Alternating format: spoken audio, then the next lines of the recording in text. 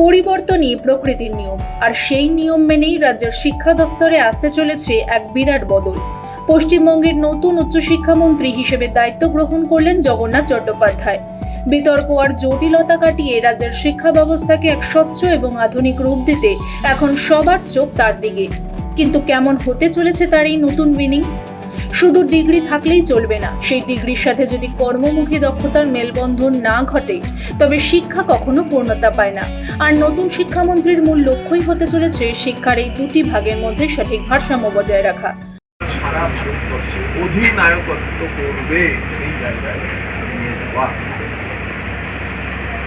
এবং তার জন্য যা যা করণীয়, আমাদের যে কারণে আমাদের পশ্চিমবঙ্গের মানুষ এত ভোট দিয়ে নিয়ে এসছে রাষ্ট্রবাদকে সমর্থন করে, সেই রাষ্ট্রবাদের উপর আধারিত শিক্ষা ব্যবস্থাকে এগিয়ে নিয়ে গিয়ে ভারতের সঙ্গে ঘনীভূত করে এবং উৎকর্ষতা এবং নৈপুণ্যের চর্চা করে উচ্চশিক্ষাকে তার নির্দিষ্ট জায়গায় পৌঁছানো, বাঙালিকে উচ্চশিক্ষায় আবার প্রতিষ্ঠা দেওয়াই হবে আমাদের সরকারের আগে।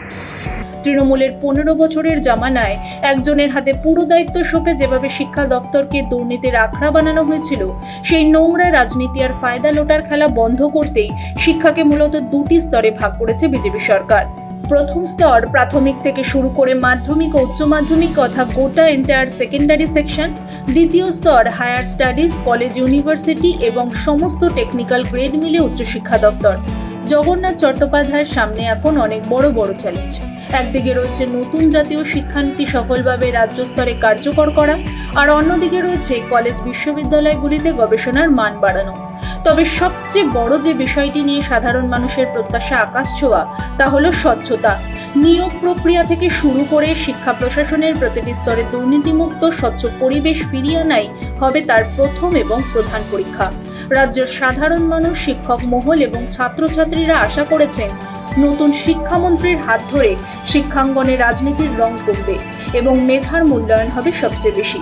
পরিশেষে বলা যায়, চেয়ার হয়তো নতুন, কিন্তু বাংলার শিক্ষা ব্যবস্থার ইতিহাস অত্যন্ত প্রাচীন এবং গৌরবময়।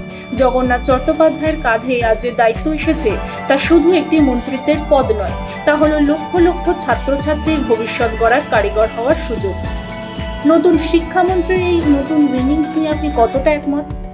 বাংলার শিক্ষা ব্যবস্থার উন্নয়নে আপনার কোনো পরামর্শ আছে কি? নিচে কমেন্ট বক্সে অবশ্যই আপনার মতামত জানাবেন। ভিডিওটি ভালো লাগলে লাইক এবং শেয়ার করে আমাদের পাশে থাকবেন। ব্যুরো রিপোর্ট, মাধ্যম।